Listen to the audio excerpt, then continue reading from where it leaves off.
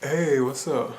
Today I'm going to be giving a film review for Batman v Superman: Dawn of Justice. Now, this film is the second in the DC cinematic universe, which started with Man of Steel, which was released in 2013. So you can actually look at it like kind of like a sequel to that, but this time it's bringing in Batman into the fold. Plus, you have other like cameos from other like heroes too, because eventually this will join the whole entire like Justice League team together to like one film, which will be known as Justice League. Kind of similar to what they did with like the Marvel Cinematic Universe with like the Avengers. You had like Iron Man and like Captain America and Thor and all them. Then they bring them together and had the Avengers.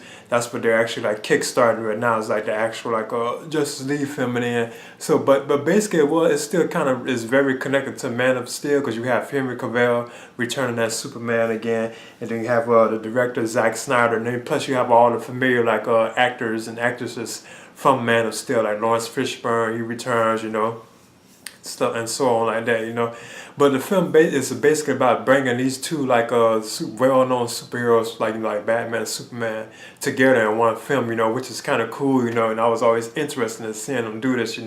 So they do at one point. I'm not gonna spoil the film at all, I'm trying to keep it like closed and tight. I don't want to ruin it. But they do have like their eventual like face off in the film, and it's like reasons why they do have a face off, because like in the trailers they kind of explain why they have this confrontation at one point. Well, in the end, it was because the idea that in the events of Man of Steel, they even like kind of harken back to that too. They show like scenes in the film. They kind of give flashbacks to the sequences of Man of Steel, where Superman is like fighting like General Zod, and they're tearing up the city and stuff like that. So it turns out that one of the buildings that were destroyed was actually like a Wayne building, like a Bruce Wayne building that he had in Metropolis.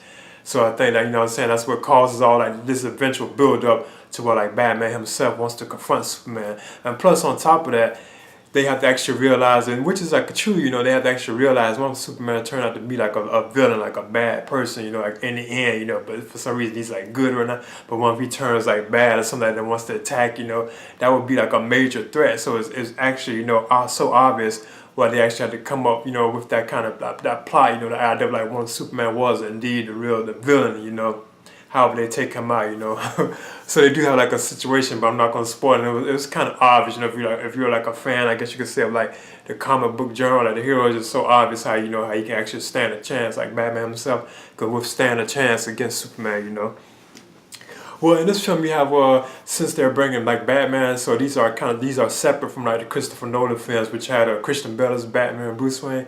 Now you have Ben Affleck cast in the role of Bruce Wayne and Batman, which I thought was kind of cool, kind of interesting, And he had previously played a superhero before, in Daredevil, which I thought was kind of cool too. So he's done like the superhero gig before, so have him in the role. Cause I remember when they first announced it, I couldn't believe it. Like, whoa, what is he doing? Like, man, I was kind of surprised, because he already did that. So it kind of shocked me that they actually announced that he would be playing, like Bruce Wayne and Batman. But it turns out I thought Ben Affleck's performance as Bruce Wayne, even like as Bruce Wayne and Batman, I thought he was kind of cool, because when he's Bruce Wayne, he kind of has this like calm, like mannerism, but then when he's like Batman, he's kind of like hard, like his voice even changes, he changes it to make it more like hardcore, I guess, to fit the role. But I thought I thought he was decent as a Batman. Then you have Henry Cavill as Superman, Clark Kent. I thought he was okay. He seems kind of more laid back this time compared to kind of how he was on the Man of Steel, from my opinion. Then you have Jesse Eisenberg as Lex Luthor, he is introduced into like the DC cinematic universe now as Lex Luthor, and I thought he was kind of cool. I'm just saying he was decent. I didn't have like any graphics with him from anything. I thought he was kind of funny at times too as well. But I thought he was cool though. Then you have Gal Gadot. She shows up as who the Princess, I think Diana, who eventually will become like what she is, Wonder Woman in the film.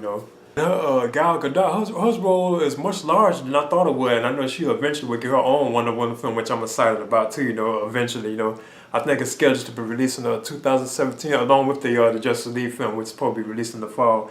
But I thought she had like a kind of a large role in the film, much larger than I thought it would be. I thought she'd be kind of like just a couple of scenes here and there, but she was actually in the film a lot. Now other people in the film too as well. You have like this returning. You have I don't want to spoil it though, because there are kind of a couple of little surprises, not major surprises, but there are like surprises, and you have Lois Lane, Amy Adams as Lois Lane. Then you have Diane Lane as Martha Kent. Then you have like I said, you have Lawrence Fishburne back in the role of what was his name? I forget what his name. Yeah, Perry White. Then you also have, for the first time, being introduced into like the DC Cinematic Universe, you have Jeremy Irons as Alfred Pennyworth. So he's playing like the butler of Bruce Wayne. I thought he was cool in this role. You kind of get to see like the Batcave and stuff like that as well too. So on the whole, the film, that's basically what the film about. And there's like this like other like conflict going on with like Lex Luthor. He secretly wants to, I guess you could say, take out Superman, destroy Superman at one point. So I guess that's kind of what his plot point was, kind of with him like being involved in the film.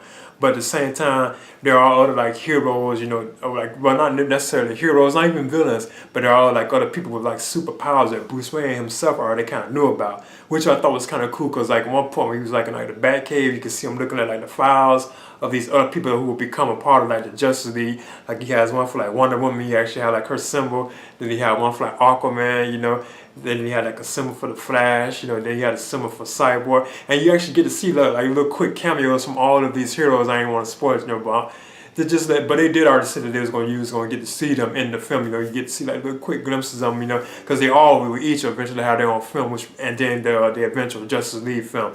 So yeah, that's basically what the film is about. And at the same time, you have Clark Kent, Superman. He's kind of against like Batman's vigilante ways, Plus in this film, you get to see him like actually like kill like villains and stuff like that, Even Superman at one point too. But I think a lot of those were like dream sequences too as well. They weren't really like killing and stuff like that. But on the whole, that's basically what the bulk is about. Like Bruce Wayne, that's why he wants to take on like Superman in the end. What Batman wants to take on Superman, and because like I did, this building was destroyed, a Wayne building. Plus Superman could eventually really become a threat. Plus the world itself, or America, or whatever, they're actually kind of against Superman because of certain events that happen in the film. That I don't want to spoil. So they're already kind of against him in any way. They kind of believe that he might be a threat because he's so powerful. But you also have Holly Hunter in the film too as the Senator, June Finch. I thought she was cool at the time that she did have on in there, as well.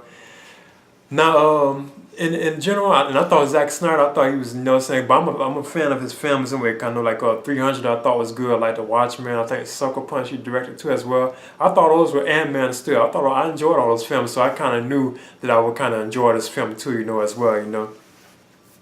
But I thought it was like decent, it had like some cool action sequences, but it seemed like it was more good, more enjoyable when they didn't have their eventual confrontation like Batman and Superman.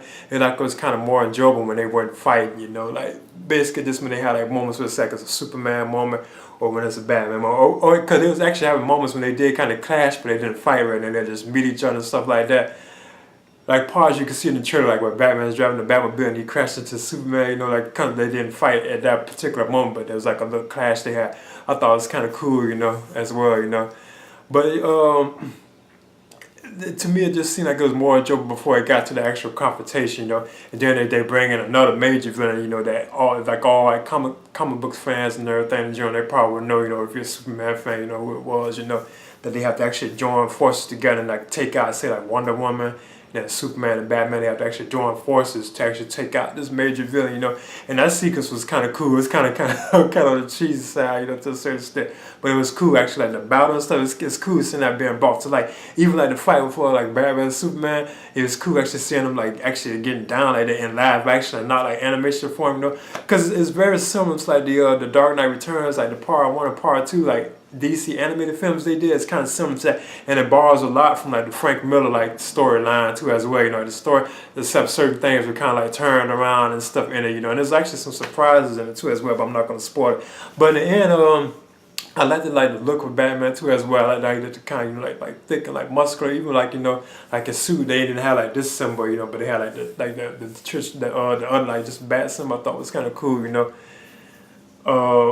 And other than that, I liked the Batmobile. I thought that was cool. I thought he did a good job with that. You also get a second little origin tale about Bruce Wayne again. I was kind of too like, dang, you got to see, his parents being murdered and stuff. But a lot of people, they still kind of, probably still a lot of people who weren't too familiar with it. But I know some are, But plus, they was actually bringing that into like the DC Cinematic Universe, so they did actually have to show us Bruce Wayne's parents being murdered again, which I thought was kind of cool, And it brought like this time they kind of stayed more true to the events of how it happened in the comics with his parents being killed and stuff like that, which I thought was kind of cool.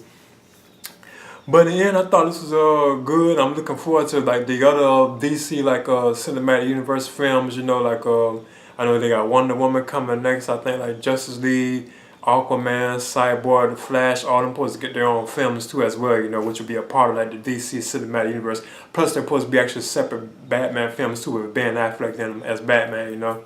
I thought he was a cool Batman, and I want to brag on him, but I kind of believe this was the Batman that I did want to see, you know, brought to life, you know, because it's very like comic booky, you know, because like the way he fights and stuff and moves around, like using his grappling stuff, I thought that was kind of cool, you know, it kind of fits like the actual like animation and stuff that I'm a big fan of, you know, it's like I can say he's like my favorite superhero, you know, like I always say, you know, but and then I'll be giving a Batman v Superman Dawn of Justice, I'm giving it a B minus.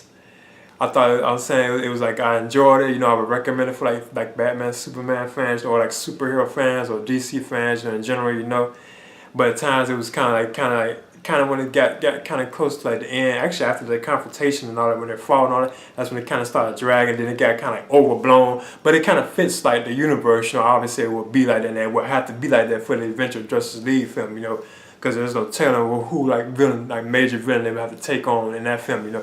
But then I'm giving it like this a B minus, and this is my review for Batman v Superman: Dawn of Justice. All right.